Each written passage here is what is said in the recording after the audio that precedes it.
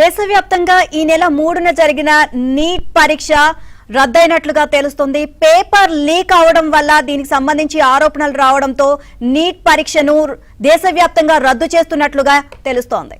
ఇదే అంశానికి సంబంధించి మరిన్ని అప్డేట్స్ మా ఢిల్లీ బ్యూరో చీఫ్ కృష్ణని అడిగి తెలుసుకుందాం. దేశవ్యాప్తంగా లక్షలాది మంది విద్యార్థులు రాసినటువంటి ఈ పరీక్ష వివాదంలో చిక్కుకుంది. రాజస్థాన్ తో సహా పలు రాష్ట్రాల్లో పరీక్షకు ముందే గెస్ట్ పేపర్ లేదా లీక్డ్ క్వశ్చన్ పేపర్ సర్క్యులేట్ అయిందన్న ఆరోపణల నేపథ్యంలో పరీక్ష పారదర్శకతను కాపాడేందుకు ప్రభుత్వం మే 3న జరిగినటువంటి పరీక్షను రద్దు చేసినట్లుగా ఇప్పుడు ప్రకటన వెలువడింది.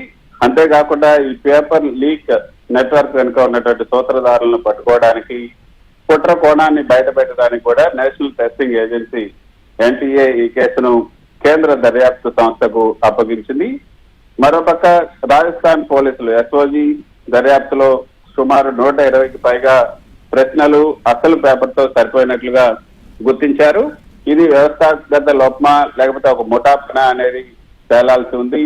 ఒక జాతీయ స్థాయి పరీక్ష రద్దు కావడం అనేది విద్యార్థులపై తీవ్ర మానసిక ఆర్థిక ప్రభావాన్ని చూపుతుంది. నిజానికి నెలల తరబడి శ్రమించి పరీక్ష రాసినటువంటి విద్యార్థుల్లో ఇప్పుడు మళ్లీ రాయాల్సి రావటం ఈ ఒత్తిడి అనేది ఇంకా మరింత పెరుగుతుంది అనేది నిపుణులు చెప్తున్నట్టు మాట.